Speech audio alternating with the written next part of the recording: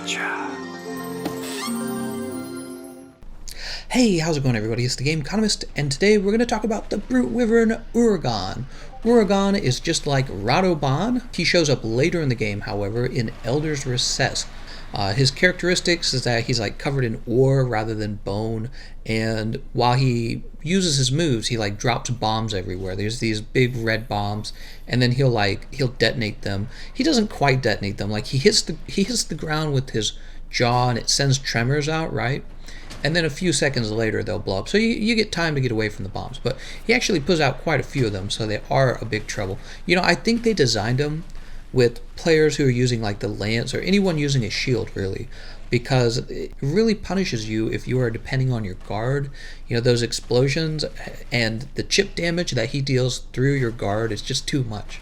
So I actually had a lot of trouble with them, and that's why I thought, out of all the monsters I've fought now, I'd go ahead and make my next video on Uragaan. So let's talk about his weaknesses. He is weakest to water damage for elemental types, and then he's very strong against fire. You don't want to use fire. As for ailments, you don't want to use sleep, and he is weak to poison and stun. So I've gone with poison on. You know, I already had a pretty high ranking poison lance, and that's why I'm using. You can break his head. Well, really, it's his jaw that you're breaking. Well, I don't know. Actually, you can break both, can't you? What you want to do though, his jaw has like a big stone on the front of it, and it takes a long time to break that. But once it's broken, he's like nerfed or handicapped after his jaw breaks. So I highly recommend focusing on that, because it just makes the fight so much easier. At the start of the fight, if you go after his jaw, your weapon's going to bounce off, and you're not going to deal any damage. When it breaks, his head becomes his weakest point on his body, and your weapon no longer bounces off of him. So yeah, a big part of fighting Uragaan is just finding a way to stay alive while you're breaking his jaw down. You can also cut his tail off, which is the other thing I recommend, because that tail has a lot of range. Okay, I'm going to start talking about kind of like the actual strategies when you're in game, because after losing a bunch, I actually did develop some strategies.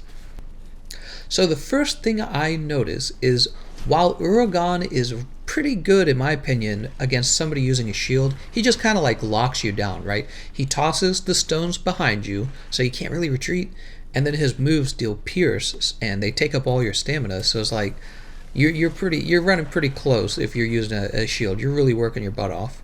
You know, there's some monsters I fight really easy if you have a shield. This is like the opposite. This guy is so difficult to fight if you're trying to be very defensive. You know, if you're using the lance, you don't have a roll, you just have a little side hop. It's not good enough. So for my build, I just manage my health very conservatively. That's been my strategy the whole time, but I had to do it even better with him, basically, in a nutshell. What he's going to do is just like Radoban, he's going to roll around a whole bunch. And of course he'll put the rocks everywhere, and so it starts to feel like you're playing in a minefield and you're trying to dodge him and not get hit by those exploding rocks. What he seems to be weakest to, in my opinion, is actually just projectiles. I noticed that right away.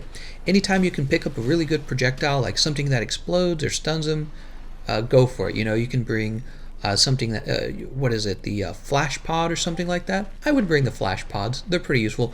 When I actually beat them, I didn't actually use them, but there were runs where I almost beat them, and those flash pods were really good. I was running out of them, basically. Another thing I noticed, there's a new pod in the, what was it called? The Elder's Recess. There's a new pod, it's like Crystal Pod or something like that.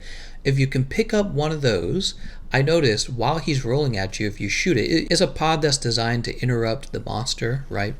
Well, if you shoot it at him while he's rolling, for me, he pretty consistently got knocked over when that occurred, and that was obviously really good, because you get I think you get 5 of them, and that means if you use them correctly, you get 5 knockdowns. So yeah, definitely do the knockdowns.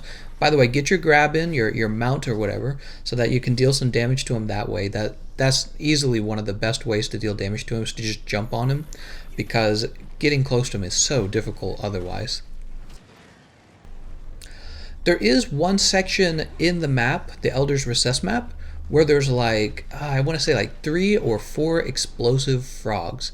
And I have to say, my best runs each time I really took advantage of those frogs. So I would just, it takes some skill, right? It takes some practice. I would just let the frogs blow up, and they would go a long way in breaking his chin. And like I said, once his chin breaks, the fight kind of changes in your favor. Once the chin breaks, you're not going to have weapon deflection anymore, and you're going to be dealing like the most damage is dealt to his head. So those frogs, if you get them to that area at some point in the fight, get all 4 frogs on them. Take your time, get them all lined up, and you can kick them or you can shoot something at them. And I believe they're explosive frogs, so they deal blast damage. There's also I think there's one paralysis frog. Might as well go for that too. A whole bunch of frogs is probably the best environmental hazard on that whole map, is the little route with all the frogs on it. So really, really take advantage of it when you get to that point. Here are some things you need to look out for while you're fighting Uragaan. These are the ways I died really fast. So, similar to Radoban, he has a sleep move. You really don't want to get hit by the sleep move, right? That's an obvious. But there's another one that he has that's even worse now. He's got like a fire attack. If you get hit by the fire attack, it was one hit KOing me every time. So you really, really do have to be good at dodging the fire attack. And the nice thing is, once you get good at dodging either the fire or the sleep attack, they get a lot less effective. So you just gotta learn to read when he, be able to see when he's telegraphing, when he's doing the movement for those, the sleep attack and the fire attack. Once you get used to recognizing them, it gets a lot easier, right? But yeah, he'll one hit KO you with the fire attack, so you gotta be real careful. He also has a stun. I can't quite remember what exactly causes it. It might have something to do with the rolling attack, but I'm just not sure. And he has tremors. The tremors occur when he does like a big wind up with his chin, and he slams the chin down real hard. That's going to cause tremors, and the tremor will last long enough, like you'll be trying to recover from it for long enough for him to get an attack in. So you really don't want to be stuck in a tremor. I had a few times where I just got lucky and he didn't happen to hit me, but if you were good, you just wouldn't get hit by it at all, right?